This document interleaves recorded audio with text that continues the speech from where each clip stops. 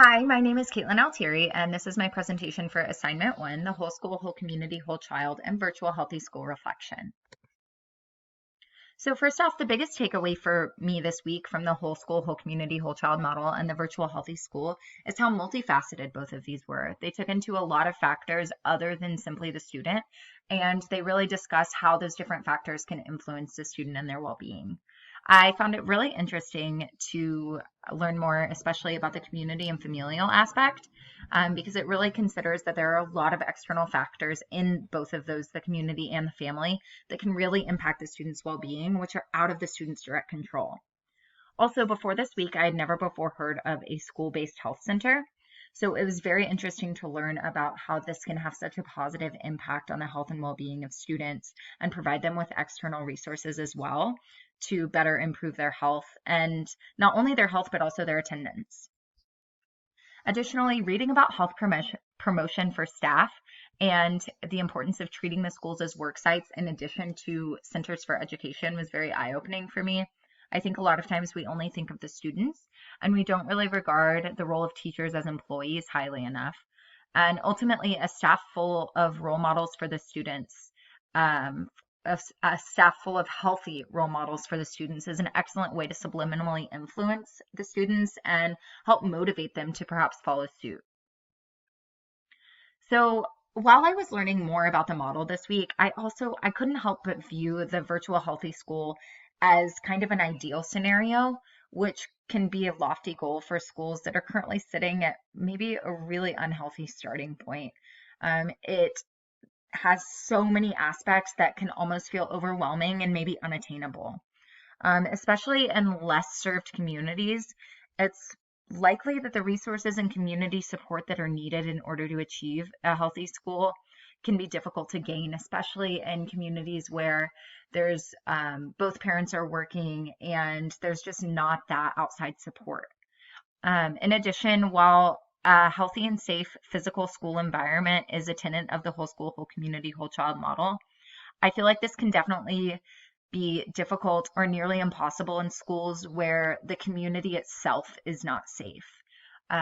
So these are two things that I definitely think that it's important to consider when looking at schools and where they stand in terms of their healthy standing.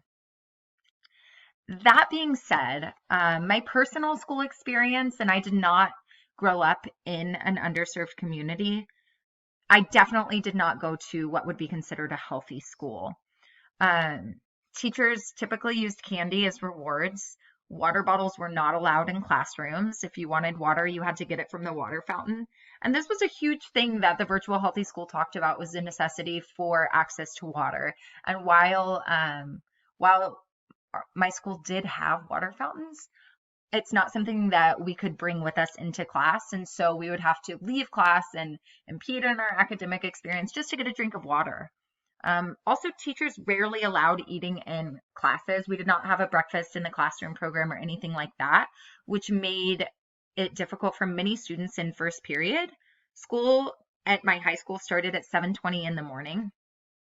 And so that made it really hard for students who were waking up early to make sure that they had breakfast before they started school. I know I had my fair share of mornings where I went to school on an empty stomach.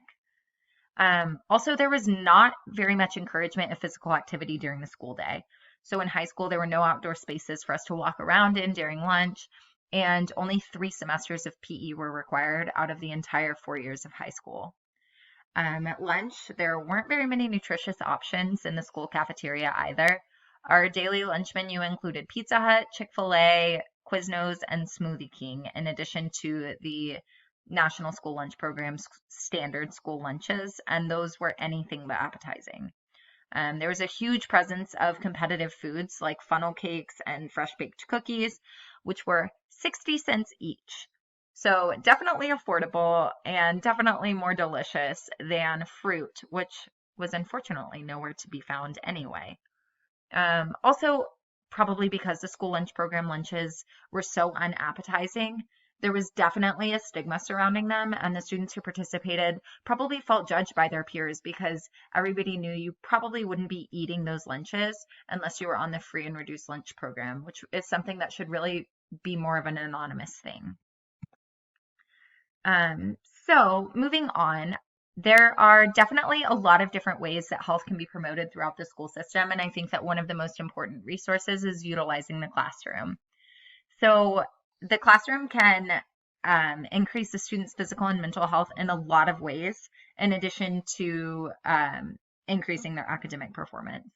So there was a walkabout study done by Vazu et al., and it demonstrated that just a few minutes of enjoyable physical activity that's not too silly or too easy, and that's important, can improve students' attention and behavioral control.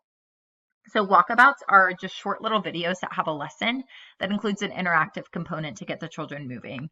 It's really important that these videos are age appropriate so that the children still feel like they're being challenged and they remain engaged and interested in what's going on.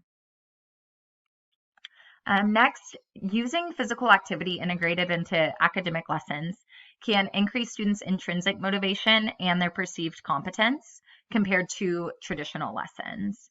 And also integrating this in can improve classroom behavior in students that may have learning behavior difficulties. So including these sort of sessions is definitely a huge opportunity to keep students of all walks of life engaged.